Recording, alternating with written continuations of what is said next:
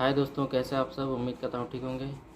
तो जैसा कि आपने थंबनेल में पढ़ा होगा कि यहाँ सऊदी अरबिया में कार रेंट कैसे लेते हैं, क्या प्रोसीजर होता है, क्या डॉक्यूमेंट लगता है।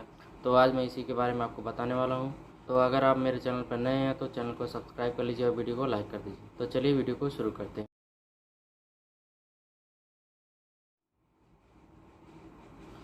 तो कार रेंट लेने के लिए कोई बहुत लंबा चौड़ा प्रोसीजर नहीं होता है।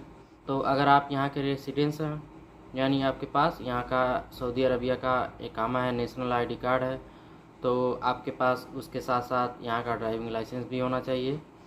दोनों वैलिड होना चाहिए, यानी कि एक्सपायर नहीं होना चाहिए। और कोई मुखालफा यानी कि कोई पेनल्टी भी नहीं लगी होनी चाहिए आपके इकामे पे आपके इकामे पे या फिर आपके ड्राइविंग लाइसेंस पे।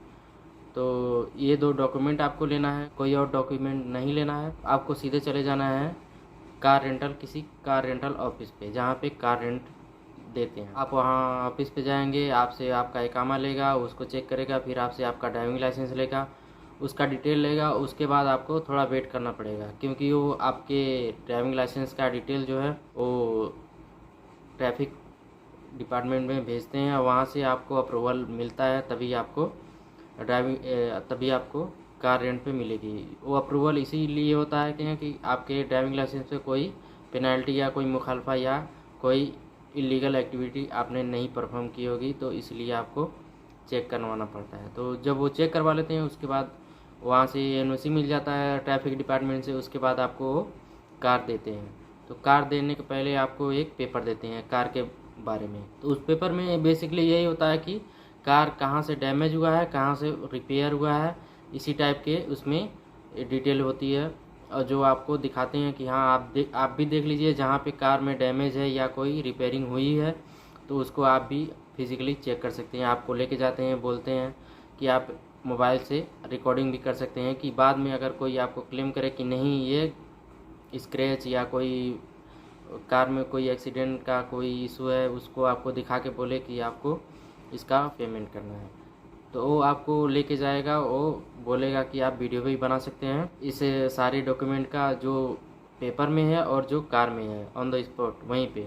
आपने कार की डिलीवरी ली नहीं है, आप एजेंट के साथ जाते हैं कार को देखने के लिए, कार कहाँ खड़ा है वहाँ आपको दिखाता है, आपको बोलता है आप डिटेलिंग ले लीजिए कि कहाँ कहाँ क्या क्या फ़ॉल्ट है, जो हमने पेपर में दिया है सेम उसी तरह का कार है या फिर कार में किसी और तरह का फ़ॉल्ट है।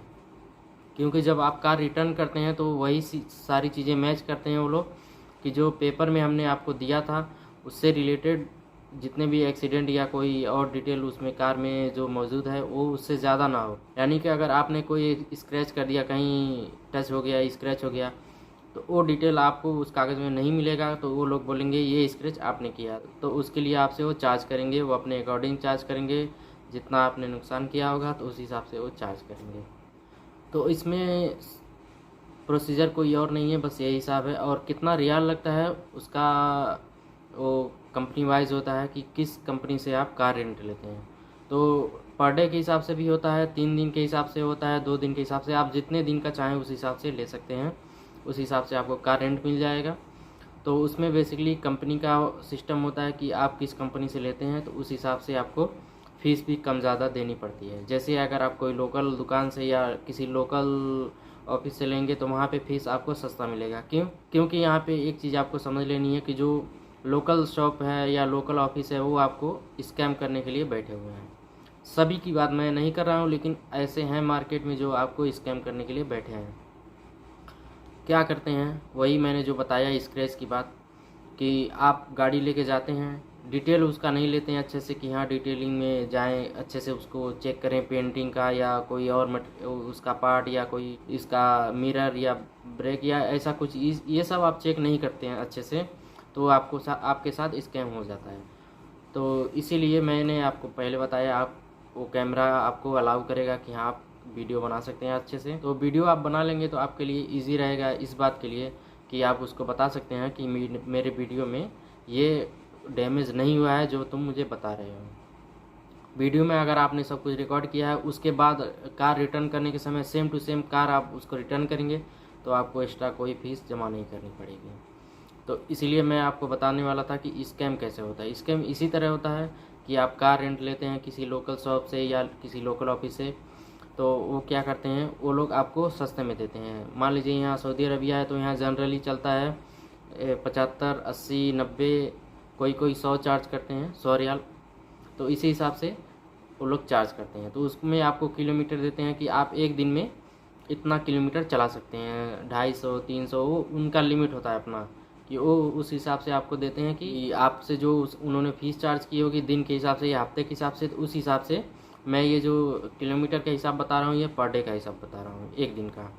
तो दिन के हिसाब से आपको बताएंगे कि इतना किलोमीटर आप मैक्सिमम चला सकते हैं। उससे आगे चलाएंगे तो कोई रोक नहीं है, लेकिन उससे आगे चलाएंगे तो आपको पर किलोमीटर के हिसाब से वो चार्ज करते हैं। जैसे पर किलोमीटर के हिसाब से वो आपसे 50 अलाला या 30 अलाला या कुछ भी इसी तरह का चार्ज करते हैं कि अगर आपने उनकी लिमिट से ज़्यादा आपने चलाया गाड़ी तो आपको पर किलोमीटर के हिसाब से इतना चार्ज एक्स्ट्रा पे करना पड़ेगा।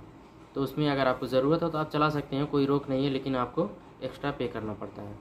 दूसरी बात, जब आप किसी लोकल शॉप या किसी छोटे मोटे शॉप से आप गाड़ी रेंट पर लेते हैं तो वो लोग रेट तो आपको सस्ता देते हैं। जैसे मान लीजिए मार्केट में नॉर्मली 100 या 115 रियाल का रेंट मिल रहा है अगर कार, नॉर्मल कार यानी जो 5 सीटर है, जो नॉर्मली कार 5 सीटर है उसकी बात कर रहा हूँ। जैसे जैसे आप रेंज बढ़ाएंगे, लग्जरी लेंगे, इसी हिसाब से आपका रेट भी बढ़ता रहेगा। तो मैं नॉर्मली 5 सीटर कार की बात कर रहा हूँ। तो अगर नॉर्मल रेट मार्केट में जो है वो 80 रियाल, 100 रियाल है, तो वो आपको बोलेंगे मुझसे 70 रियाल ले लो, 75 रियाल ले लो, गाड़ी लेके जाओ। सेम गाड़ी रहेगा दोनों कंपनी का, लेकिन प्राइस अलग रहेगा, लोकल का अलग और थोड़ा अच्छी कंपनी का अलग। क्यों रहेगा वो मैं आपको बताता हूँ।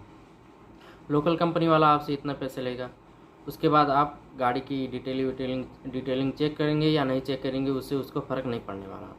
आप गाड़ी लेके जाएंगे, उसको पता है कि मुझे कैसे चार्ज करना है। आप गाड़ी लेके आएंगे, वो कहीं ना कहीं आपको फॉल्ट दिखाएगा, छोटा मोटा फॉल्ट दिखा के आपसे 100 रियाल, 50 रियाल, 80 रियाल इसी हिसाब से एक्स्ट्रा चार्ज कर लेगा।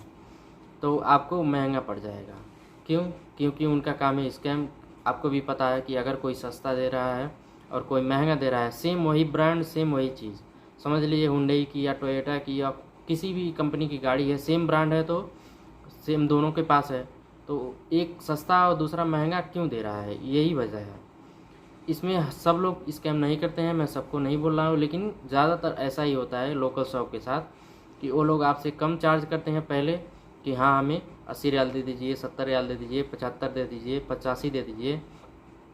तो आप देखते हैं कि मार्केट में 100 है, 90 है या उससे ऊपर है, तो आप सोचते हैं मेरा कुछ फ़ायदा हो जाएगा, तो आप ले लेते हैं। तो जब आप ले लेते हैं तो उसके बाद जब आप रिटर्न करने के लिए आते हैं तो आपको कोई न कोई फॉल्ट दिखा के 100, 50, 200, 300 जिस हिसाब से फॉल्ट होगा वो आपको बोलेगा इतना आपको एक्स्ट्रा पे करना पड़ेगा।